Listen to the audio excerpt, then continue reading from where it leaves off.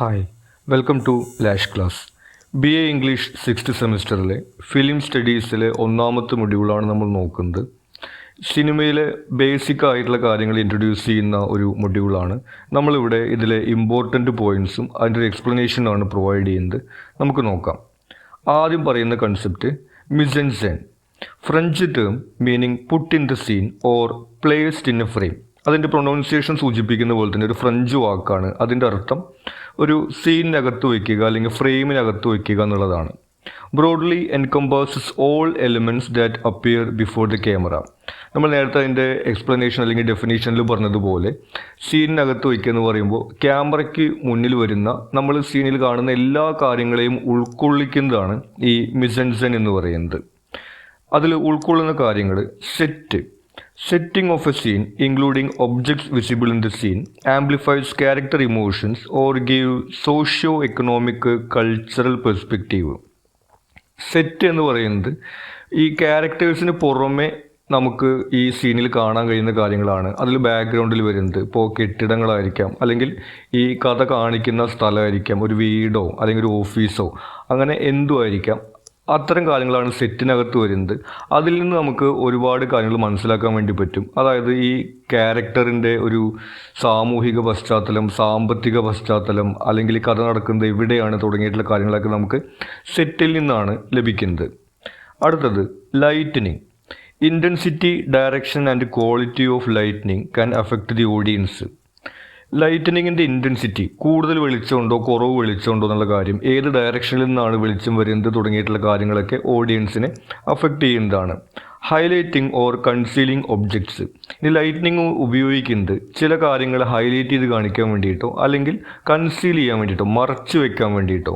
ഇപ്പോൾ ഒരു ഉദാഹരണം പറയുകയാണെങ്കിൽ ഈ ഹൊറർ സിനിമകളിലൊക്കെ ഈ ലൈറ്റ് കുറവാക്കിക്കൊണ്ട് ചില കാര്യങ്ങൾ നമുക്ക് വ്യക്തമായി കാണിക്കാതെ ഒരു ഭയപ്പെടുത്തുന്ന സിറ്റുവേഷനൊക്കെ ഉണ്ടാക്കാൻ വേണ്ടി ശ്രമിക്കുന്നത് നമ്മൾ കണ്ടിട്ടുണ്ടായിരിക്കും. ആ രീതിയിൽ ലൈറ്റനിങ് ഉപയോഗിക്കുന്നു. അടുത്തത് composition. Involves organising objects, actors and space four visual balance. നമ്മൾ നേരത്തെ പറഞ്ഞ സെറ്റിനകത്ത് വരുന്ന കാര്യങ്ങളെ ഓർഗനൈസ് ചെയ്യുന്നതാണ് കമ്പോസിഷനിൽ വരുന്നത്. അതായത് ക്യാരക്ടർ ഈ പറയുന്ന സെറ്റിൽ എവിടെയാണ് നിൽക്കുന്നത്, അതിലുള്ള ഓരോ ഒബ്ജക്റ്റിൽ നിന്ന് എത്ര ഡിസ്റ്റൻസിലാണ് നിൽക്കുന്നത്, ക്യാരക്ടേഴ്സ് പരസ്പരം എത്ര അകലെയാണ് അല്ലെങ്കിൽ എത്ര അടുത്താണ് നിൽക്കുന്നത് തുടങ്ങിയിട്ടുള്ള കാര്യങ്ങളെ സ്പേസ് മാനേജ് ചെയ്യുന്നതാണ് കമ്പോസിഷനിൽ വരുന്നത്. അടുത്തത് costume, makeup and hair style. Convey character traits and time periods. നമുക്കറിയാം ക്യാരക്ടറിൻ്റെ വസ്ത്രധാരണം, അതുപോലെ തന്നെ അവരുടെ മേക്കപ്പ്, ഹെയർ സ്റ്റൈൽ തുടങ്ങിയിട്ടുള്ള കാര്യങ്ങളിൽ നിന്ന് ഏത് കാലഘട്ടത്തിലെ കഥയാണ് പറയുന്നത്, അല്ലെങ്കിൽ ആ ക്യാരക്ടറിൻ്റെ ഒരു സ്വഭാവം എന്താണ് തുടങ്ങിയിട്ടുള്ള കാര്യങ്ങളൊക്കെ നമുക്ക് അതിൽ നിന്ന് മനസ്സിലാക്കാൻ വേണ്ടി സാധിക്കും. Long takes. നമുക്കറിയാം സാധാരണ സിനിമയ്ക്കകത്ത് ചെറിയ ചെറിയ ഷോട്ടുകളാണ് ഉണ്ടാകുന്നത്. ഈ ഷോട്ടുകൾ എഡിറ്റ് ചെയ്ത് ചേർത്ത് വെച്ചുകൊണ്ടാണ് നമുക്കൊരു സീനായിട്ട് നമ്മുടെ മുന്നിൽ കാണുന്നത്. ലോങ് ടേക്ക് എന്ന് പറയുന്നത് uninterrupted shot lasting longer than conventional editing pace, often several minutes. സാധാരണ ഉണ്ടാകുന്ന ഷോട്ടുകളുടെ ദൈർഘ്യത്തെക്കാളും കൂടുതലായിട്ട് ചിലപ്പോൾ മിനിറ്റുകളൊക്കെ ഒരൊറ്റ ഷോട്ട് നീണ്ടു നിൽക്കുന്നതിനെയാണ് നമ്മൾ ലോങ് ടേക്ക് എന്ന് പറയുന്നത്. Used for narration and aesthetic. ഇത് സാധാരണ ഉപയോഗിക്കുന്നത് നരേഷന് വേണ്ടിയിട്ടാണ്. അതായത് ഇപ്പോൾ ഫ്ലാഷ് ബാക്കിലെ കാര്യങ്ങൾ പറയുകയോ അതല്ലെങ്കിൽ ഒരു നരേറ്റർ ഈ സിനിമയിലെ കാര്യങ്ങൾ ഇങ്ങനെ ബാക്ക്ഗ്രൗണ്ടിൽ ഇങ്ങനെ വോയിസ് ഓവറായിട്ട് പറഞ്ഞുകൊണ്ടിരിക്കുകയോ ചെയ്യുന്ന സമയത്താണ് സാധാരണഗതിക്ക് ഇങ്ങനെ ലോങ് ടേക്ക് വരുന്നത്. അതുകൂടാതെ തന്നെ എസ്തെറ്റിക്കിന് വേണ്ടി, ഇപ്പോൾ സിനിമയുടെ ഒരു ഭംഗിക്ക് വേണ്ടിയിട്ടും ചില സംവിധായകർ അത്തരത്തിലുള്ള ഷോട്ടുകൾ ഉപയോഗിക്കുന്നുണ്ട്. Deep focus. Technique keeping near and far objects in focus simultaneously. Deep focus എന്ന് പറയുന്നത് ഒരേ സമയത്ത് അകലെയുള്ളതിനെയും അടുത്തുള്ളതിനെയും ഫോക്കസ് ചെയ്യുന്നതാണ്. അല്ലെങ്കിൽ ചുരുക്കി പറഞ്ഞു കഴിഞ്ഞാൽ നമുക്ക് ഫ്രെയിമിനകത്ത് വരുന്ന എല്ലാ കാര്യങ്ങളെയും ഒരുമിച്ച് ഫോക്കസ് ചെയ്യുന്നതാണ് ഡീപ്പ് ഫോക്കസ് എന്ന് പറയുന്നത്. സാധാരണഗതിക്ക് നമുക്കറിയാം, ഇപ്പോൾ ഏതെങ്കിലും ക്യാരക്ടർ എന്തെങ്കിലും പറയുമ്പോൾ ക്യാരക്ടറിലേക്കാണ് ഫോക്കസ് വരുന്നുണ്ടാവുക. ബാക്ക്ഗ്രൗണ്ടിലുള്ള കാര്യങ്ങളൊക്കെ ഔട്ട് ഓഫ് ഫോക്കസിലേക്കായിരിക്കും ചിലപ്പോൾ കിടക്കുന്നുണ്ടായിരിക്കുക. ഈ ഡീപ്പ് ഫോക്കസിനകത്ത് ഫ്രെയിമിൽ വരുന്ന എല്ലാതും ഒരുപോലെ ഫോക്കസ് ചെയ്യുകയാണ് ചെയ്യുന്നത്. Achieved with wide angle lenses, small apertures and large amount of light. സ്വാഭാവികമായിട്ടും ഒരുപാട് ലൈറ്റ് വേണം. അതുപോലെ തന്നെ വൈഡ് ആംഗിളാണ് ഉപയോഗിക്കുന്നത്. അതുപോലെ തന്നെ സ്മോൾ അപ്പേച്ചർ എന്ന് പറയുന്നത് ക്യാമറയിലേക്ക് ലൈറ്റ് പ്രവേശിക്കുന്ന ഭാഗമാണ്. അത്തരം ടെക്നിക്കുകൾ ഉപയോഗിച്ചുകൊണ്ടാണ് ഈ ഡീപ്പ് ഫോക്കസ് ഉണ്ടാക്കുന്നത്. Opposite to shallow focus, where only one object is focused. ഇതിൻ്റെ ഓപ്പോസിറ്റാണ് ഷാലോ ഫോക്കസ്. അതിനകത്ത് സ്ക്രീനിൽ വരുന്ന ഏതെങ്കിലും ഒരു കാര്യത്തിലേക്ക് മാത്രമായിരിക്കും ഫോക്കസ് ഉണ്ടായിരിക്കുന്നത്. അടുത്തത് ഷോർട്സ്. ഒരു ഷോർട്ട് എന്ന് പറയുന്നത് അൺഇൻറ്ററപ്റ്റഡ് ആയിട്ടുള്ള ഒരു വീഡിയോ ആണ്. അതായത് നമുക്കറിയാം, ഇപ്പോൾ ഒരു സീനിനകത്ത് ഒരു ഡയലോഗ് ആണെങ്കിൽ ചിലപ്പോൾ ഒരു ഡയലോഗ് പറയുമ്പോൾ ഒരു ക്യാരക്ടറിനായിരിക്കും കാണിക്കുന്നുണ്ടായിരിക്കുക, അടുത്ത ഡയലോഗ് അടുത്ത ആൾ പറയുമ്പോൾ ചിലപ്പോൾ അയാളിലേക്കായിരിക്കും ഫോക്കസ് ഉണ്ടായിരിക്കുക. ഇത് രണ്ട് ഷോട്ട് ഇങ്ങനെ എഡിറ്റ് ചെയ്ത് മിക്സ് ചെയ്തിട്ടാണ് നമ്മുടെ മുമ്പിൽ സീനായിട്ട് വരുന്നത് എന്നുള്ളത് നമുക്ക് അറിയാവുന്നതാണ്. ഒരു ഷോട്ട് എന്ന് പറയുന്നത് ഇങ്ങനെ കട്ട് ചെയ്യാതെ ഫുൾ ആയിട്ടുള്ള ഒരു ചെറിയ വീഡിയോനെയാണ് ഒരു ഷോട്ട് എന്ന് പറയുന്നത്. ഇതിനെ കാറ്റഗറൈസ് ചെയ്തിരിക്കുന്നത് ഈ ഡിസ്റ്റൻസ് അനുസരിച്ചിട്ടാണ്. ക്യാമറ എത്ര അകലെയാണ് എത്ര അടുത്താണ് വെച്ചിരിക്കുന്നത് എന്നതിനനുസരിച്ചിട്ടാണ് ഈ ഷോട്ടുകളെ closeup, medium shot, long shot എന്നുള്ള രീതിയിലൊക്കെ കാറ്റഗറൈസ് ചെയ്തിരിക്കുന്നത്. Series of frames running for an uninterrupted period categorised by camera distance നമ്മൾ നേരത്തെ പറഞ്ഞതാണ്. Types include extreme closeup. Extreme closeup എന്ന് വെച്ചിട്ടുണ്ടെങ്കിൽ ഈ ഷൂട്ട് ചെയ്യുന്ന കാര്യത്തിൻ്റെ വളരെ അടുത്തായിരിക്കും ക്യാമറ ഉണ്ടായിരിക്കുക, കൂടുതലായിട്ട് ഫോക്കസ് ചെയ്ത് കാണിക്കും. ക്ലോസപ്പ്, മീഡിയം ഷോട്ട് എന്ന് പറഞ്ഞു കഴിഞ്ഞാൽ ഒരു മീഡിയം ഡിസ്റ്റൻസ് ആയി. മീഡിയം ലോങ് ഷോട്ട് വെച്ചാൽ കുറച്ചുകൂടി പുറകിലേക്ക് പോകും ക്യാമറ. ലോങ് ഷോട്ട് എന്ന് വെച്ചിട്ടുണ്ടെങ്കിൽ എന്താണ്, ക്യാമറ ഒരുപാട് ദൂരെയാണ് ഉണ്ടാവുന്നത്, അപ്പോൾ ചെറുതായിട്ടായിരിക്കും നമുക്ക് ഈ സീനിനകത്ത് കാര്യങ്ങൾ കാണുന്നുണ്ടായിരിക്കാം. എക്സ്ട്രീം ലോങ് ഷോട്ട് എന്ന് പറയുന്നത് വളരെ ദൂരെ ക്യാമറ വെച്ചുകൊണ്ട് ലോങ് ഡിസ്റ്റൻസിലേക്കുള്ള ഒരു ഷോട്ടാണ്. ഈ രീതിയിൽ ഷോട്ടുകൾ കാറ്റഗറൈസ് ചെയ്തിരിക്കുന്നത് ഷൂട്ട് ചെയ്യുന്ന ഒബ്ജക്റ്റിൽ നിന്ന് ക്യാമറ എത്ര അടുത്താണ് അല്ലെങ്കിൽ എത്ര അകലെയാണ് എന്നതിനെ ബേസ് ചെയ്തിട്ടാണ്. ഇനി പറയുന്നത് ക്യാമറ ആംഗിൾ. അത് ക്യാമറ ഏത് ആംഗിളിൽ നിന്നാണ് ഷൂട്ട് ചെയ്യുന്നത് എന്നാണ് ഇവിടെ വരുന്നത്. Positioning of the camera affecting viewer perception shot from various angles. നമുക്കറിയാം, മുകളിൽ നിന്ന് ക്യാമറ ആംഗിൾ ചെയ്ത് കഴിഞ്ഞാലും താഴെ നിന്ന് ആംഗിൾ ചെയ്ത് കഴിഞ്ഞാലും നമുക്ക് കാണുന്ന കാഴ്ചയിൽ വ്യത്യാസം ഉണ്ടായിരിക്കും. ആ രീതിയിൽ വിവിധങ്ങളായിട്ടുള്ള ആംഗിളുകളെ കുറിച്ചിട്ടാണ് പറയുന്നത്. High angle make subjects vulnerable. High angle, നമ്മൾ മുകളിൽ നിന്നാണ് ഈ ക്യാമറ വയ്ക്കുന്നുണ്ടെങ്കിൽ നമുക്ക് ഈ സ്ക്രീനിൽ വരുന്ന ആളുകളെയൊക്കെ നമുക്ക് ചെറുതായിട്ട് കാണുന്ന പോലെ തോന്നും, അപ്പോൾ ഒരു വൾണറബിൾ ആയിട്ട് നമുക്ക് തോന്നും.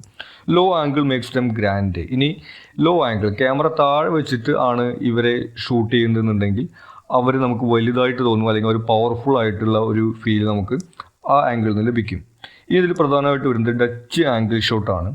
Camera is slanted to one side, sometimes shakes to create a threatening or mystery effect. അതായത് ക്യാമറ ചെരിച്ച് വെച്ചുകൊണ്ട് ഷൂട്ട് ചെയ്യുന്നതാണ് ഈ ഡച്ച് ആംഗിൾ ഷോട്ട് എന്ന് പറയുന്നത്. അപ്പോൾ സ്ക്രീനിനകത്ത് നമുക്ക് കാണുമ്പോൾ ഈ സീനിലും ഇതുപോലെ വീടാണെങ്കിൽ വീട്, അല്ലെങ്കിൽ ആളുകളാണെങ്കിൽ ആളുകൾ ഇങ്ങനെ ചെരിഞ്ഞിട്ടായിരിക്കും നമുക്ക് കാണുന്നുണ്ടായിരിക്കുക. ഇത് സാധാരണഗതിക്ക് ഇങ്ങനെ ത്രെട്ടനിങ്, ഈ പേടിപ്പെടുത്തുന്ന രംഗങ്ങൾക്ക് വേണ്ടിയിട്ടോ മിസ്റ്റീരിയസ് ആയിട്ടുള്ള രംഗങ്ങൾക്ക് വേണ്ടിയിട്ടൊക്കെയാണ് ഇത്തരം ഷോട്ട് ഉപയോഗിക്കുന്നത്. പിന്നെ അതിൽ വരുന്നത് ഓവർ ദ ഷോൾഡർ ഷോട്ട്. ഇതൊക്കെ നമുക്ക് ആ പേര് കേൾക്കുമ്പോൾ തന്നെ നമുക്ക് അറിയാൻ വേണ്ടി കഴിയും. ഒരു ഷോൾഡറിൻ്റെ പുറകിൽ നിന്ന് വരുന്നതാണ്. ഇപ്പോൾ ഇൻ്റർവ്യൂവിലൊക്കെയാണ് സാധാരണ ഈ ഷോട്ട് ഉപയോഗിക്കുന്നത്. ഇപ്പോൾ ഇൻ്റർവ്യൂ ചെയ്യുന്ന ആളുടെ ഷോൾഡറിൻ്റെ പുറകിൽ നിന്ന് ക്യാമറ വെച്ചുകൊണ്ട് ഈ ഇൻ്റർവ്യൂ ചെയ്യപ്പെടുന്ന ആൾ സംസാരിക്കുമ്പോൾ നമുക്ക് അയാൾ നമ്മളോട് സംസാരിക്കുകയാണെന്നുള്ളൊരു ഫീൽ ലഭിക്കാൻ വേണ്ടിയൊക്കെയാണ് അത് ചെയ്യുന്നത്. അതുപോലെ ബേർഡ്സ് ഐ വ്യൂ എന്ന് പറയുന്നത് മുകളിൽ നിന്നുള്ള ഷോട്ടാണ്. ഷോൾഡർ ലെവൽ ഷോട്ടാണ് സാധാരണ ഉപയോഗിക്കുന്നത്. അതായത് ക്യാമറ ഈ ഷോൾഡറിൽ വയ്ക്കുമ്പോഴുള്ള അവസ്ഥ നമ്മൾ ഷൂട്ടിങ്ങിൻ്റെ ഒക്കെ വീഡിയോ കാണുമ്പോൾ കണ്ടിട്ടുണ്ടായിരിക്കും. അതുപോലെ ഐ ലെവൽ ഷോട്ട് എന്ന് പറയുന്നത് നമ്മൾ റിയൽ ലൈഫിൽ കാര്യങ്ങൾ കാണുന്ന പോലെ കാണുന്നതാണ് ഐ ലെവൽ ഷോട്ട്. അത് സാധാരണ ഒരു വ്യക്തിയുടെ ഹൈറ്റ് നോക്കിയിട്ട് ആ ഐ ലെവലിലായിരിക്കും ഈ ക്യാമറ അവിടെ വയ്ക്കുന്നത്. ഈ രീതിയിലാണ് വിവിധങ്ങളായിട്ടുള്ള ആംഗിളുകൾ ഉപയോഗിക്കുന്നത്. അടുത്തത് എഡിറ്റിംഗ്. സിനിമയിൽ വളരെ പ്രധാനമായിട്ടുള്ളതാണ് എഡിറ്റിംഗ്. നമുക്കറിയാം, ഈ ഷൂട്ട് ചെയ്യുന്ന സമയത്ത് സിനിമയിലെ സീനുകളുടെ ഓർഡറിലായിരിക്കില്ല ഷൂട്ട് ചെയ്തിട്ടുണ്ടായിരിക്കുക. ഒരു ലൊക്കേഷനിൽ വെച്ച് ചെയ്യാനുള്ള സീനുകളെല്ലാം അവിടെ ഷൂട്ട് ചെയ്തതിന് ശേഷം അവിടുന്ന് അടുത്ത ലൊക്കേഷനിലേക്ക് പോവുക എന്നുള്ളതാണ് രീതി. അതിനുശേഷം ഇതെല്ലാം ഓർഡർ ചെയ്യുന്നത് എഡിറ്റിങ്ങിൻ്റെ സമയത്താണ്. Creative post production process assembling shots into a coherent sequence. നമ്മൾ നേരത്തെ പറഞ്ഞതുപോലെ ഒരു സീക്വൻസിലേക്ക് ഓർഡർ ചെയ്യുന്നത് ഈ എഡിറ്റിങ്ങിൻ്റെ സമയത്താണ്. Described as the invisible art influencing viewer engagement. ഇതിനെ ഇൻവിസിബിൾ ആർട്ട് അല്ലെങ്കിൽ കാണാൻ കഴിയാത്ത കല എന്ന് പറയുന്നുണ്ട്. കാരണം നല്ല രീതിയിലാണ് എഡിറ്റ് ചെയ്തിരിക്കുന്നുണ്ടെങ്കിൽ ആ എഡിറ്റ് ചെയ്ത കാര്യം നമുക്ക് വീഡിയോ കാണുന്ന സമയത്ത് ഫീൽ ചെയ്യില്ല. ഇനി എഡിറ്റിംഗ് സ്റ്റൈലുകളെ കുറിച്ചിട്ടാണ് പറയുന്നത്. ഒന്നാമത്തത് chronological editing follows logical narrative progression.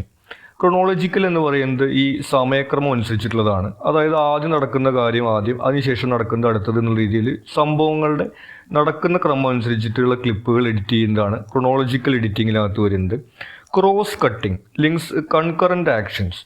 Cross കട്ടിങ്ങിനകത്ത് സംഭവിക്കുന്നത് ഒരേ സമയത്ത് പല സ്ഥലങ്ങളിൽ നടക്കുന്ന കാര്യങ്ങളെ അതിൽ നിന്നുള്ള ഷോട്ടുകൾ മിക്സ് ചെയ്ത് കാണിക്കുന്ന സംവിധാനമാണ് ക്രോസ് കട്ടിങ്. സാധാരണഗതിക്ക് നമ്മൾ ക്ലൈമാക്സ് രംഗങ്ങളൊക്കെയാണ് ഇത് കാണാറുള്ളത്. ഇപ്പോൾ നായകന് വേണ്ടി ബാക്കിയുള്ള കഥാപാത്രങ്ങൾ ചിലപ്പോൾ വെയിറ്റ് ചെയ്യുമായിരിക്കും, നായകൻ ചിലപ്പോൾ എന്തെങ്കിലും പ്രശ്നത്തിലായിരിക്കും. അപ്പോൾ ആ സമയത്ത് നായകൻ എന്ന് മാത്രമല്ല, ചിലപ്പോൾ നായികയുടെ കേസിൽ ഇങ്ങനെ സംഭവിക്കാം.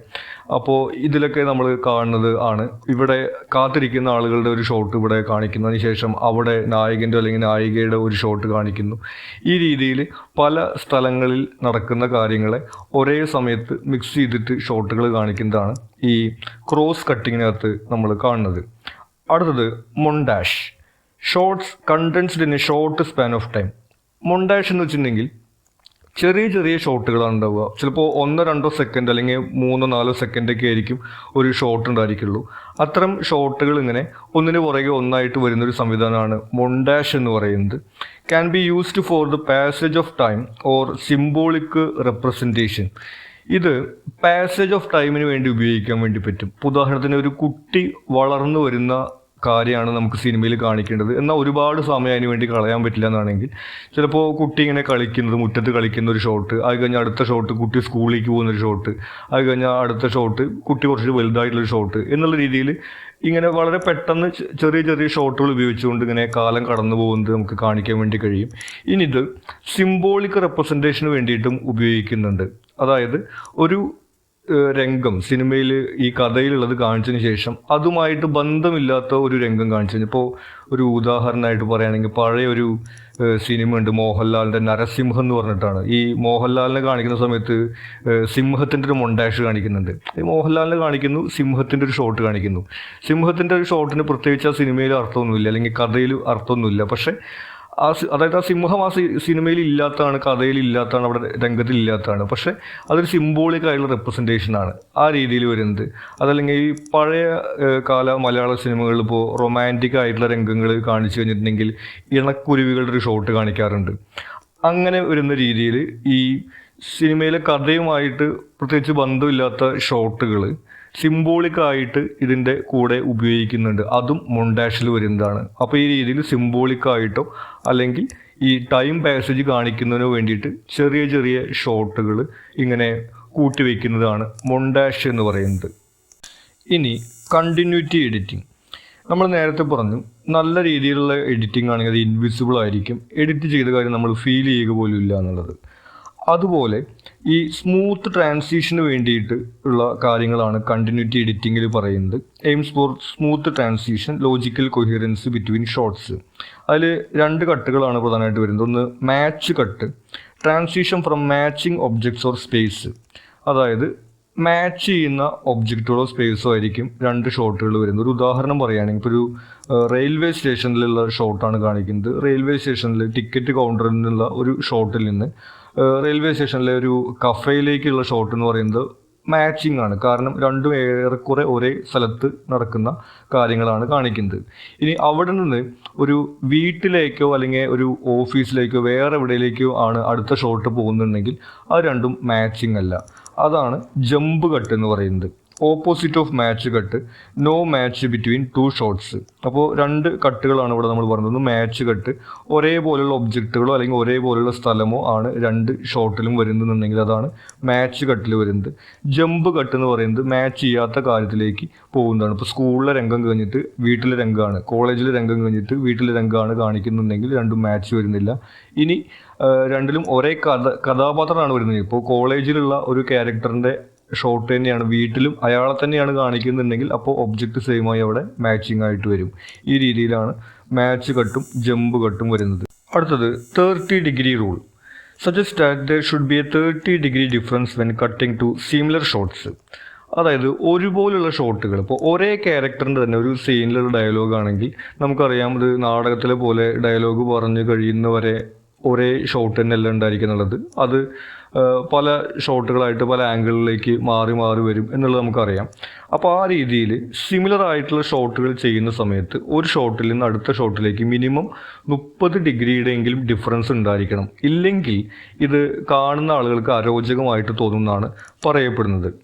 Ensures change in perspective between similar shots. അതല്ലെങ്കിൽ അവിടെ പെർസ്പെക്റ്റീവിൽ മാറ്റമില്ലെങ്കിൽ എന്തിനാണ് ഇപ്പോൾ ഇത് കട്ട് ചെയ്തിട്ട് രണ്ടാമതൊരു ഷോട്ട് എടുത്തെന്നുള്ളൊരു ചോദ്യം വരും. അതേസമയത്ത് മിനിമം ഒരു 30 ഡിഗ്രിയെങ്കിലും ആംഗിൾ മാറ്റി കഴിഞ്ഞിട്ടുണ്ടെങ്കിൽ അവിടെ ഈ കാണുന്ന ആളുടെ വീക്ഷണത്തിലൊരു മാറ്റം ഉണ്ടായിരിക്കും. അപ്പോൾ അത് ഈ സ്മൂത്ത് ആയിട്ടുള്ള ട്രാൻസിഷനായിട്ട് വരും എന്നാണ് പറയുന്നത്. ഇനി 180 degree rule, guide lines for spatial relationship between characters or objects. ഇനി ഈ 180 ഡിഗ്രി റൂള് പറയുന്നത് നമുക്കറിയാം, ഈ ക്യാമറ എന്ന് പറയുന്നത് ഏറെക്കുറെ കണ്ണാടിയുടെ ഒരു സംഭവമാണ് ഉള്ളത്. നിങ്ങൾക്ക് അറിയുന്ന കാര്യമാണല്ലോ. നമ്മൾ ഒരിക്കലും നമ്മുടെ ഫോട്ടോ എടുത്തിട്ട് നമ്മൾ കാണുന്ന പോലെയല്ല നമ്മുടെ രൂപം എന്നുള്ളത്. നമ്മൾ കണ്ണാടിയിൽ കാണുമ്പോൾ നമ്മുടെ ഒരു ഫോട്ടോ എടുക്കുമ്പോഴോ ഉള്ളതല്ല, മറ്റുള്ളവർ നമ്മളെ കാണുമ്പോഴോ നമ്മുടെ രൂപം. നിങ്ങൾക്ക് ഒരുപക്ഷെ അറിയുന്ന കാര്യമായിരിക്കും ഇത്. ഈ രീതിയിൽ ഈ ക്യാമറ എവിടെയാണ് വയ്ക്കുന്നത് എന്നതിനനുസരിച്ചിട്ട് ഈ ആളുകളുടെ വീക്ഷണത്തിൽ മാറ്റം വരും. ഇപ്പോൾ ഒരു ക്യാരക്ടറിൻ്റെ ഫ്രണ്ടിലാണ് ക്യാമറ വയ്ക്കുന്നുള്ളതും ബാക്കിലാണ് ക്യാമറ വയ്ക്കുക എന്നുള്ളതും കാണുമ്പോൾ ആളുകൾക്ക് ഈ വീക്ഷണത്തിൽ വ്യത്യാസം വരും. ഈ 180 ഡിഗ്രി റൂളിൽ പറയുന്നത് suggest that the camera should be on one side for the duration of a scene. ഒരു സീനിൽ ക്യാമറ ഒരു സൈഡിൽ വേണം വയ്ക്കാൻ. ഇപ്പോൾ 2 കഥാപാത്രങ്ങൾ തമ്മിലുള്ള ഡയലോഗിൻ്റെ സീനാണ് എന്നുണ്ടെങ്കിൽ ഫ്രണ്ടിലാണ് ക്യാമറ എന്നുണ്ടെങ്കിൽ ആ സൈഡിൽ തന്നെ ഇപ്പോൾ ഒരു 180 എന്ന് പറഞ്ഞിട്ടുണ്ടെങ്കിൽ ഒരു വട്ടം വരച്ചിട്ട് അതിൻ്റെ പകുതി, ആ പകുതിയിൽ തന്നെ ഉള്ള ആംഗിളുകൾ മാത്രമേ ഉപയോഗിക്കാൻ പാടുള്ളൂ. കാരണം അപ്പുറത്തേക്ക് പോയി കഴിഞ്ഞിട്ടുണ്ടെങ്കിൽ ഇത്ര നേരം നമ്മൾ സ്ക്രീനിൽ വലതുവശത്ത് കണ്ട ആൾ ഇടതുവശത്തേക്കും ഇടതുവശത്ത് കണ്ട ആൾ വലതുവശത്തേക്കും മാറിപ്പോകുന്ന സാഹചര്യം ഉണ്ടായിരിക്കും. കാരണം കണ്ണാടിയുടെ കാര്യം നമ്മൾ പറഞ്ഞല്ലോ. അതുകൊണ്ടാണ് 180 ഡിഗ്രി റൂളിൽ പറയുന്നത് ഒരു സീനിനകത്ത് ഒരു ഹാഫ് സർക്കിളിനകത്തുള്ള ആംഗിളുകൾ മാത്രമേ ഉപയോഗിക്കാൻ പാടുള്ളൂ. അടുത്ത സീനുകൾ വേണമെങ്കിൽ അടുത്ത സർക്കിൾ ഉപയോഗിക്കാം, പക്ഷെ ഒരു സീനിൽ ഒരു ഹാഫ് സർക്കിളിനകത്തുള്ള ആംഗിളുകൾ മാത്രമേ ഉപയോഗിക്കാൻ പാടുള്ളൂ എന്നുള്ളതാണ് 180 ഡിഗ്രി റൂളിൽ പറയുന്നത്. Maintains consistency in on screen positioning. സ്ക്രീനിലെ പൊസിഷനിങ്ങിൽ കൺസിസ്റ്റൻസി ലഭിക്കുന്നതിന് വേണ്ടിയിട്ടാണ് ഇത് ചെയ്യുന്നത്. ഇനി പറയുന്നത് കളർ ഇൻ ദ മൂവീസ്. നമുക്കറിയാം ആദ്യകാലത്ത് ബ്ലാക്ക് ആൻഡ് വൈറ്റ് സിനിമകളാണ് ഉണ്ടായിട്ടുള്ളത്, പിന്നീടാണ് കളർ സിനിമകൾ വരുന്നുള്ളത്. അപ്പോൾ കളർ സിനിമയിലേക്ക് വന്ന കാര്യത്തെക്കുറിച്ചിട്ടാണ് പറയുന്നത്. Additive colour system, initial method to attain colour. ആദ്യമായിട്ട് അഡിറ്റീവ് കളർ സിസ്റ്റമാണ് ഉപയോഗിച്ചിട്ടുണ്ട്. It used colour filters of primary colours along negative films. അപ്പോൾ ഇന്നത്തെ പോലെ മെമ്മറി കാർഡ് അല്ല ഉള്ളത്, അന്ന് ഈ ഫിലിമാണുള്ളത്, ഇങ്ങനെ ചുരുട്ടി വയ്ക്കുന്ന സംവിധാനം. അപ്പോൾ അതിൽ കളർ ഫിൽറ്റർ, പ്രൈമറി കളർ എന്ന് പറയുന്നത് ഇവിടെ റെഡ്, ഗ്രീൻ, ബ്ലൂ എന്നുള്ളതാണ് പറയുന്നത്. ഈ ഫിൽറ്ററുകൾ കൊടുത്തിട്ടാണ് കളർ ഉണ്ടാക്കാൻ വേണ്ടിയിട്ട് ആദ്യകാലത്ത് ടെക്നോളജി ഉണ്ടായിരുന്നത്. അതിൽ വരുന്നത് പ്രധാനമായിട്ട് 2 എണ്ണമാണ്, ടെക്നിക് കളറും ഈസ്റ്റ്മാൻ കളറും. ടെക്നിക് കളറിൽ 3 negative films produced with red, green and blue dyes merged to attain colour. വളരെ കോംപ്ലിക്കേറ്റഡ് പ്രോസസ്സാണ്. അതായത് ഒരേ സീനിൻ്റെ തന്നെ അല്ലെങ്കിൽ ഒരേ സിനിമയുടെ തന്നെ 3 ഫിലിം വേണം, 3 നെഗറ്റീവ് ഫിലിമുകൾ വേണം. എന്നിട്ട് ഈ 3 നെഗറ്റീവ് ഫിലിമിനെ ഓരോന്നിനും ഓരോ കളർ ഡൈ ചെയ്യണം. ഒന്ന് റെഡിൽ, ഒന്ന് ഗ്രീനിൽ, ഒന്ന് ബ്ലൂവിൽ. ഇവരുടെ ലാബിൽ വെച്ചിട്ടാണ് ഈ സംഭവം ചെയ്യുന്നത്, കെമിക്കൽസും മറ്റെല്ലാം ഉപയോഗിച്ചുകൊണ്ട്. അങ്ങനെ 3 നെഗറ്റീവ് ഫിലിമുകളെ 3 കളറുകളിൽ ഡൈ ചെയ്തതിന് ശേഷം 3ഉം കൂടി ഒന്നാക്കുമ്പോൾ കളർ ലഭിക്കും. വളരെ കോംപ്ലിക്കേറ്റഡ് ആണ്, നമുക്കറിയാം. അതായത് ഒരു രംഗത്തിന് തന്നെ 3 ഫിലിം വേണമെന്നുള്ള അവസ്ഥയാണുള്ളത്. ഇതാണ് ടെക്നിക് കളറിൽ വരുന്നത്. അടുത്തത് Eastman colour. 1 negative film processed in A dark room with chemicals. അതിനകത്ത് 3 ഫിലിമുകൾ വേണ്ട, ഒരൊറ്റ നെഗറ്റീവ് ഫിലിം തന്നെ മതി. അത് ഒരു ഡാർക്ക് റൂമിനകത്ത് ഈ കെമിക്കൽസ് എല്ലാം ഉപയോഗിച്ചുകൊണ്ട് പ്രോസസ്സ് ചെയ്തിട്ട് കളർ ഉണ്ടാക്കുന്നതാണ് ഈസ്റ്റ്മാൻ കളർ എന്ന് പറയുന്നത്. അത് ടെക്നിക് കളറിനെ അപേക്ഷിച്ചിട്ട് ചിലവ് കുറവാണ്. മാത്രമല്ല ഇവരുടെ ലാബിലേക്കൊന്നും പോകേണ്ട ആവശ്യമില്ല. ഡാർക്ക് റൂമിനകത്ത് സാധാരണ ഒരു സ്റ്റുഡിയോയ്ക്കകത്ത് ചെയ്യാൻ പറ്റുന്ന കാര്യമാണ് അത്. ഇനി stencil and tinting or toning. ഇനി പഴയ കാലത്തുണ്ടായിരുന്ന മറ്റൊരു സംവിധാനമാണ് used in early silent films. Film basis dye to get a monochromatic effect. ഒരു മോണോക്രോമാറ്റിക് ഇഫക്റ്റാണ് അവിടെ കിട്ടുക, കളറല്ല. അതായത് ഇപ്പോൾ ഒരു ബ്ലൂ ടിൻറ്റ്, ഒരു ഉദാഹരണം എന്ന് വെച്ചിട്ടുണ്ടെങ്കിൽ ഇപ്പോൾ രാത്രി ആണ് ഈ സിനിമയിൽ ഉള്ള സിറ്റുവേഷൻ അല്ലെങ്കിൽ സീൻ എന്ന് വിചാരിക്കുക. ആ സമയത്ത് ഒരു ബ്ലൂ ടിൻ്റാണ് അവർ കൊടുക്കുന്നത്, രാത്രിയുടെ ഒരു ഫീലിംഗ് കിട്ടാൻ വേണ്ടിയിട്ട്. ഈ രീതിയിൽ ബ്ലൂ ടിൻ്റ് അതുപോലെ തന്നെ റെഡ് ടിൻ്റ് മോണോക്രോമാറ്റിക് ആയിട്ടുള്ള ഒരു എഫക്റ്റ് ആദ്യകാലത്ത് സിനിമകളിൽ കൊടുത്തിരുന്നു. ഇത്തരം കാര്യങ്ങളാണ് കളറുമായി ബന്ധപ്പെട്ടിട്ട് നമുക്ക് വരുന്നത്. ഇനി സൗണ്ട് ഇൻ ദ മൂവീസ്. നമ്മൾ നേരത്തെ കളറിൻ്റെ കേസിൽ പറഞ്ഞതുപോലെ തന്നെ സൗണ്ടും ആദ്യകാലത്ത് സൗണ്ട് ഇല്ലാത്ത സിനിമകളാണ് ഉണ്ടായിരുന്നത്. പിന്നീടാണ് സൗണ്ടൊക്കെ ഓരോ ടെക്നോളജിക്കനുസരിച്ച് കടന്നു വരുന്നത്. ഇതിൽ പ്രധാനമായിട്ട് പറയുന്ന കാര്യങ്ങൾ, ഒന്ന്, synchronisation, recording and amplification with major challenges. ആദ്യകാലത്ത് സിനിമയിൽ സൗണ്ട് കൊണ്ടുവരാൻ നേരിട്ട പ്രധാനമായിട്ടുള്ള തടസ്സങ്ങൾ, ഒന്ന് സിങ്ക്രണൈസേഷൻ. ഇന്നത്തെ റെക്കോർഡിംഗ് സംവിധാനമല്ല, അതുപോലെ തന്നെ പ്ലേ ചെയ്യുന്ന സംവിധാനമല്ല. ഇന്നിപ്പോൾ ഒരു വീഡിയോ പ്ലേ ചെയ്ത് കഴിഞ്ഞാൽ സൗണ്ട് അതിൻ്റെ കൂടെ തന്നെ വന്നോളും. പക്ഷെ അന്ന് വീഡിയോ പ്ലേ ചെയ്യുന്നതിന് ഒരു ഉപകരണവും സൗണ്ട് പ്ലേ ചെയ്യുന്നതിന് വേറെ ഉപകരണമാണുള്ളത്. അപ്പോൾ രണ്ടും ഒരേ സമയത്ത് പ്ലേ ചെയ്താൽ മാത്രമാണ് അത് കറക്റ്റായിട്ട് സിങ്ക്രണൈസ് ചെയ്തിട്ട് വരുള്ളൂ. അതാണ് ഒരു പ്രശ്നം ഉണ്ടായിരുന്നത്. Recording, ഇന്നത്തേതുപോലുള്ള recording സംവിധാനങ്ങളില്ല. റെക്കോർഡിങ്ങിന് മൈക്കൊക്കെ വളരെ ചേർത്ത് പിടിച്ചുകൊണ്ട് പറഞ്ഞാൽ മാത്രമേ റെക്കോർഡ് ചെയ്യാൻ വേണ്ടി സാധിക്കുള്ളൂ. അത് കാരണം കൊണ്ട് ഷൂട്ട് ചെയ്യുന്ന സമയത്തുള്ള സൗണ്ട് ഉപയോഗിക്കാൻ പറ്റില്ല, അത് പിന്നീട് വേറെ റെക്കോർഡ് ചെയ്യണം എന്നുള്ള കാര്യങ്ങളൊക്കെയാണ് അടുത്ത പ്രശ്നം ഉണ്ടായിരുന്നത്. പിന്നീട് വരുന്നത് ആംപ്ലിഫിക്കേഷൻ. ഇനി അന്ന് ആംപ്ലിഫയർ കണ്ടുപിടിച്ചിട്ടില്ലാത്ത കാരണം കൊണ്ട് ഈ സൗണ്ട് പ്ലേ ചെയ്യുന്ന സമയത്ത് അതിനധികം ശബ്ദമൊന്നും ഉണ്ടായിരിക്കില്ല. അപ്പോൾ ഒരു വീട്ടിലൊക്കെ ഇരുന്ന് സിനിമ കാണുകയാണെങ്കിൽ ഒരു പക്ഷെ പറ്റും. പക്ഷേ സിനിമാ തിയേറ്ററിൽ അത്രയധികം ആളുകളുടെ മുന്നിൽ ശബ്ദം വയ്ക്കുന്ന സമയത്ത് അത്ര ആംപ്ലിഫൈ ചെയ്യാനുള്ള സംവിധാനം ഉണ്ടായിരുന്നില്ല. തുടങ്ങിയതൊക്കെയാണ് സിനിമയിൽ ശബ്ദം കൊണ്ടുവരുന്നതിന് പ്രധാനമായിട്ടുണ്ടായിരുന്ന വെല്ലുവിളികളുണ്ടായിരുന്നത്. ഇനി ഇതുമായി ബന്ധപ്പെട്ടിട്ടുള്ള ഇൻവെൻഷൻസ് ആണ്. Lee De Forest invented a technology to record sound on a film strip. ഈ ലീ ഡി ഫോറസ്റ്റ് എന്ന് പറയുന്ന അമേരിക്കക്കാരനാണ് ആദ്യമായിട്ട് ഇങ്ങനൊരു സംവിധാനം കൊണ്ടുവരുന്നത്. അതിൽ ഈ ഫിലിമിൽ തന്നെ ഈ ചുരുട്ടി വയ്ക്കുന്ന ഈ ഫിലിം റോൾ ഉണ്ടല്ലോ, അതിൽ തന്നെ സൗണ്ട് റെക്കോർഡ് ചെയ്യാനുള്ള ഒരു സംവിധാനം അയാൾ കണ്ടെത്തി. അതിൻ്റെ ഭാഗമായിട്ട് രണ്ടും ഒരുമിച്ച് പ്ലേ ചെയ്യാൻ പറ്റുമെന്നുള്ളൊരു സാഹചര്യം വന്നു. ഇനി ഇതിൻ്റെ കൂടെ തന്നെ വേറെ ആളുകൾ ഈ പരീക്ഷണം നടത്തിയിരുന്നു. അവർ കണ്ടെത്തിയിട്ടുള്ള മാർഗ്ഗമായിരുന്നു projectors were modified to play film and sound disc simultaneously. സിങ്ക്രണൈസേഷൻ്റെ പ്രശ്നം പരിഹരിക്കുന്നതിന് വേണ്ടിയിട്ട് ഈ പ്രൊജക്ടർ തന്നെ അവർ മോഡിഫൈ ചെയ്തിട്ട് ഫിലിമും അതുപോലെ തന്നെ സൗണ്ടിൻ്റെ ഡിസ്കും CD ഒക്കെ ഒരു പ്രശ്നങ്ങൾ കണ്ടിട്ടുണ്ടായിരിക്കും. ഇത് രണ്ടും ഒരേ ഡിവൈസിൽ തന്നെ പ്രൊജക്ടറിൽ തന്നെ പ്ലേ ചെയ്യാനുള്ള ഒരു സംവിധാനം അവർ കണ്ടെത്തി. അപ്പോൾ അത് സിങ്ക്രണൈസ് ചെയ്യുന്നതിൻ്റെ ബുദ്ധിമുട്ട് അവിടെ ഇല്ലാതെയാവും. ഇങ്ങനെയുള്ള രീതിയിലൊക്കെയാണ് ആദ്യകാലത്ത് സിനിമയിൽ സൗണ്ട് കൊണ്ടുവന്നിരുന്നത്. 1919 ഇങ്ങനെ അവിടെ ഇവിടെയൊക്കെ സൗണ്ട് സിനിമകൾ വന്നെങ്കിലും ഒരു 20-കൾക്കും 30-കൾക്കൊക്കെ ആയ സമയത്താണ് കൂടുതലായിട്ട് സൗണ്ട് സിനിമകളൊക്കെ പ്രത്യേകിച്ച് യൂറോപ്പിലും അമേരിക്കയിലൊക്കെ വന്നു തുടങ്ങിയത്. നമ്മുടെ നാട്ടിലൊക്കെ പിന്നെയും വൈകിട്ടാണ് വന്നിട്ടുള്ളൂ. അടുത്തത് പറയുന്നത് ടൈപ്സ് ഓഫ് സൗണ്ട്. ഏതൊക്കെ തരത്തിലുള്ള സൗണ്ടുകളാണ് സിനിമയിൽ വരുന്നതാണ് പറയുന്നത്. Music, dialogue, voice over. Music നമുക്കറിയാം ബാക്ക്ഗ്രൗണ്ട് മ്യൂസിക്കായിട്ട് ഉപയോഗിക്കുന്നതാണ്. ഡയലോഗ് എന്ന് പറയുന്നതും ഈ ക്യാരക്ടേഴ്സ് തമ്മിൽ പറയുന്ന കാര്യങ്ങളാണ് അതിൽ വരുന്നത്. വോയിസ് ഓവർ എന്ന് പറയുന്നത് ഒരു നരേഷൻ പോലെയാണ്. അതായത് ഈ കഥാപാത്രങ്ങളല്ല പറയുന്നുണ്ടായിരിക്കും. ഇപ്പോൾ ബാക്ക്ഗ്രൗണ്ടിലൊരു വോയിസ് ആയിട്ട് ഇങ്ങനെ കഥ പറഞ്ഞു പോകുന്ന സംവിധാനമാണ് വോയിസ് ഓവറിനകത്ത് വരുന്നത്. ഇനി സിനിമയിലുള്ള സൗണ്ടുകളെ രണ്ടായിട്ട് തരംതിരിച്ചിട്ടുണ്ട്. ഒന്ന്, diegetic sound originated from elements on the screen by characters or instruments. ഈ സ്ക്രീനിലുള്ള കാര്യങ്ങളിൽ നിന്ന് തന്നെ ഉണ്ടാകുന്ന സൗണ്ടാണ് ഈ ഡയജറ്റിക്കിനകത്ത് വരുന്നത്. ഉദാഹരണത്തിന് ക്യാരക്ടേഴ്സ് പറയുന്ന സംഭാഷണങ്ങൾ, അതല്ലെങ്കിൽ ഒരാൾ എന്തെങ്കിലും മ്യൂസിക്കൽ ഇൻസ്ട്രുമെൻറ്റ് വായിക്കുന്നത്, അല്ലെങ്കിൽ സിനിമയ്ക്കകത്ത് അവർ TV വയ്ക്കുകയോ പാട്ട് വയ്ക്കുകയൊക്കെ ചെയ്യുമ്പോൾ അതിൽ നിന്ന് വരുന്നത് ഒക്കെയാണ് ആ രീതിയിലുള്ള സൗണ്ട്. നോൺ ഡയജറ്റിക് എന്ന് പറയുന്നത് not originated from elements on the screen. സ്ക്രീനിലുള്ള കാര്യങ്ങളിൽ നിന്ന് വരുന്നതല്ല. അതിൻ്റെ ഏറ്റവും വലിയ ഉദാഹരണമാണ് ബാക്ക്ഗ്രൗണ്ട് മ്യൂസിക്. ബാക്ക്ഗ്രൗണ്ട് മ്യൂസിക് നമ്മൾ സിനിമയിൽ കേൾക്കുന്നത് നമുക്കറിയാം. അത് സിനിമയിലുള്ള കഥാപാത്രങ്ങൾ വായിക്കുന്ന മ്യൂസിക്കല്ല, അവർ പറയുന്ന കാര്യങ്ങളും അല്ല. അതുപോലെ തന്നെ ഈ വോയിസ് ഓവറിലുള്ള നരേഷനും അതുപോലെ തന്നെ നോൺ ഡയജറ്റിക് ആയിട്ടാണ് വരുന്നത്. ഇനി കോൺട്രാപെൻഡൽ സൗണ്ട് എന്ന് പറയുന്നത് contrast with the tone or mood of the scene. നമുക്കറിയാം സാധാരണഗതിക്ക് ബാക്ക്ഗ്രൗണ്ട് മ്യൂസിക് എന്നൊക്കെ പറയുന്നത് ആ ഒരു സിറ്റുവേഷനിലെ സീനിലെ ഒരു ഫീലിങ്ങിനനുസരിച്ചിട്ടായിരിക്കും വരിക എന്നുള്ളത്. അതിന് വ്യത്യാസമായിട്ട് വരുന്നതാണ് ഇതിൽ വരുന്നത്. ഇനി പാരലൽ സൗണ്ട് എന്ന് പറഞ്ഞിട്ടുണ്ടെങ്കിൽ matches the mood or tone of the scene. നമ്മൾ സാധാരണ കാണുന്നതാണ്. ഒരു വിഷമുള്ള സമയത്തുള്ള രംഗമാണെങ്കിൽ വിഷമുള്ള ടൂണായിരിക്കും ബാക്ക്ഗ്രൗണ്ടിൽ വരുന്നത്, ആ രീതിയിൽ വരുന്നത്. ഇനി exaggerated pleonastic sound. Sound is exaggerated to emphasise emotion or action. ഇതിൽ വരുന്നത് എക്സാജറേഷൻ എന്ന് വെച്ചിട്ടുണ്ടെങ്കിൽ കൂട്ടി പറയും. അപ്പോൾ ഇതിൻ്റെ ഒരു ഉദാഹരണം വെച്ചിട്ടുണ്ടെങ്കിൽ ഇപ്പോൾ സിനിമയിലൊക്കെ ഈ സ്റ്റണ്ട് രംഗങ്ങൾ നിങ്ങൾ കണ്ടിട്ടുണ്ടായിരിക്കും.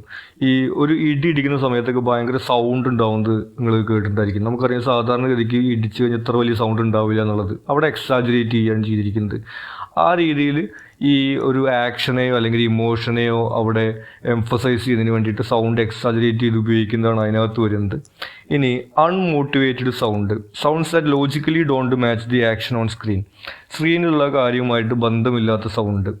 ഉദാഹരണത്തിന് ഇപ്പോൾ ഒരു സ്കൂള് വിടുന്ന ബെല്ലടിക്കുന്ന സൗണ്ട് അല്ലെങ്കിൽ ഒരു ഗൺ ഷോട്ടിൻ്റെ സൗണ്ട്, ഇത്തരം സൗണ്ടുകളൊക്കെ നമുക്ക് അതിനകത്ത് കാണണം എന്നുണ്ടെങ്കിൽ ആ സ്ക്രീനിനകത്ത് അത് വരുമ്പോഴാണ് നമുക്ക് ലോജിക്കലായിട്ട് മനസ്സിലാക്കാൻ വേണ്ടി സാധിക്കുള്ളൂ. എന്നാൽ സ്ക്രീനിനകത്ത് കാണിക്കാത്ത കാര്യങ്ങളുടെ സൗണ്ട് ഉപയോഗിക്കുന്നതാണ് അൺമോട്ടിവേറ്റഡ് സൗണ്ട് എന്ന് പറയുന്നത്. സാധാരണ ഗതിക്ക് ഈ കോമഡി സിനിമകളിലൊക്കെ ഇപ്പോൾ കോമഡിയുള്ള രംഗത്തിനൊക്കെ വേണ്ടിയിട്ട് അങ്ങനെയുള്ള കാര്യങ്ങൾ ഉപയോഗിക്കാറുണ്ട്.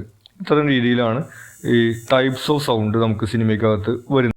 ഇനി പറയുന്നത് ഫിലിം പ്രൊഡക്ഷൻ്റെ സ്റ്റേജുകളാണ്. അതിനകത്ത് വരുന്നത് ആദ്യത്തേത് ഡെവലപ്മെൻറ്റ്.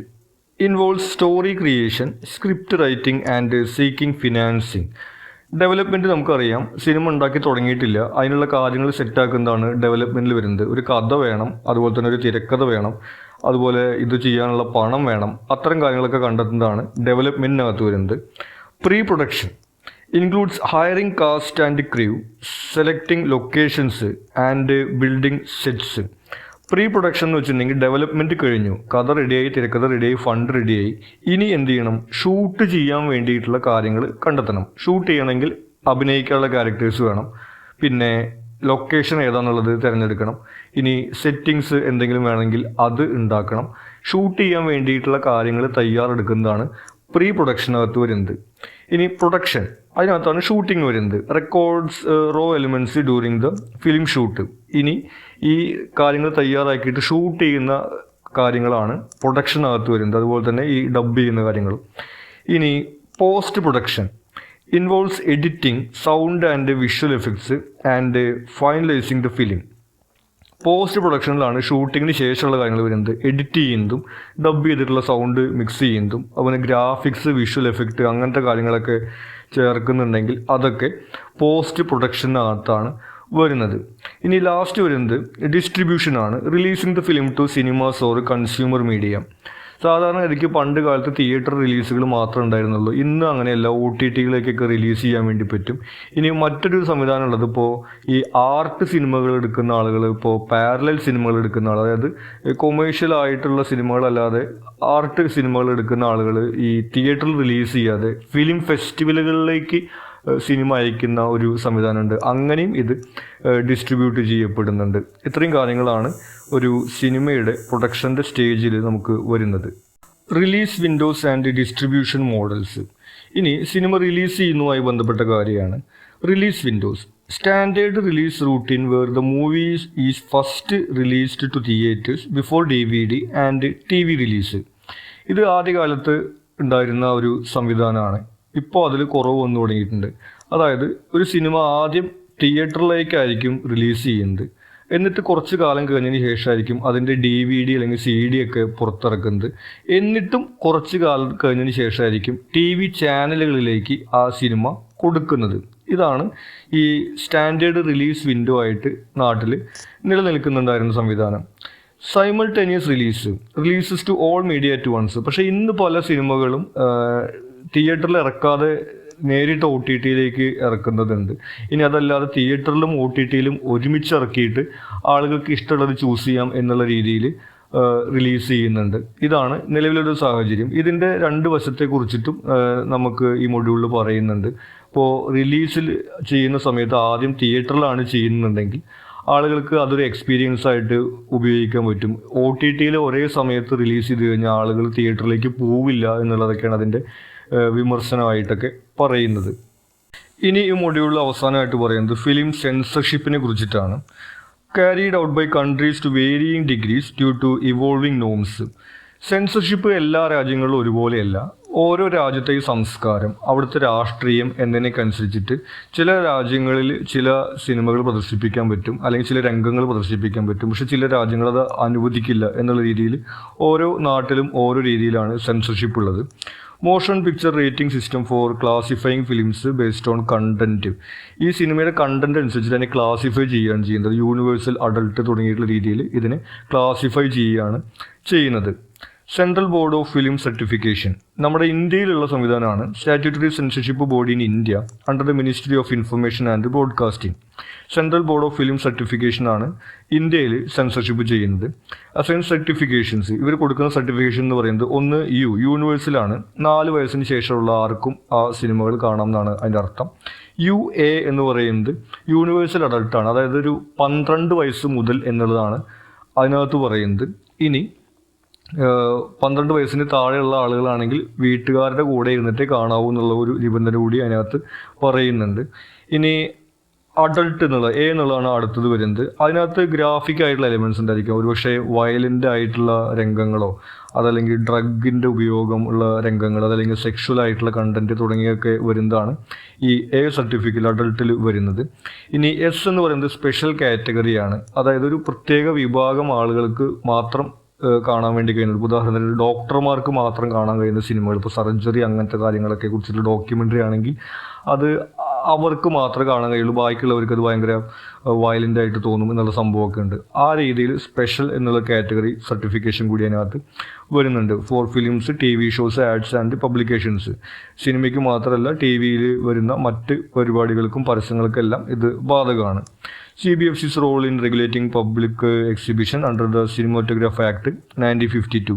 ഇനി 1952 സിനിമോട്ടോഗ്രാഫ് ആക്ട് അനുസരിച്ചിട്ടാണ് ഈ central board of film certification പ്രവർത്തിക്കുന്നത്.